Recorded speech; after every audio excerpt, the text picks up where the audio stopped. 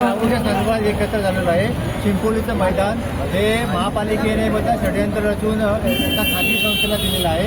आमची मागणी आहे की त्या संस्थेला 532 प्लॉटाच्या प्रात्यक्षिक बांधून द्यावं आणि 533 प्ले ग्राउंडसाठी आहे तर प्ले ग्राउंडसाठी उपलब्ध करून ठेवण्यात यावे.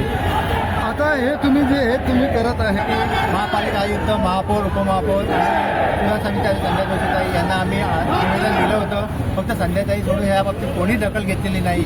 मग आम्ही त्यांचे डोळे उघडावे, त्यांना याच्याची जाण व्हावी की बाबा इथली पूर्वी जनता ही जागरूक आहे. त्याच्यासाठी आम्ही जनआंदोलन काढलं आहे. रॅलीमध्ये लोकांमध्ये ह्या रॅलीमध्ये लोक स्वेच्छेने आलेले आहेत. आम्ही कोणालाही फोर्सफुल केलेलं नाही. सगळ्यांना वाटतं की ते ग्राउंड असलं पाहिजे.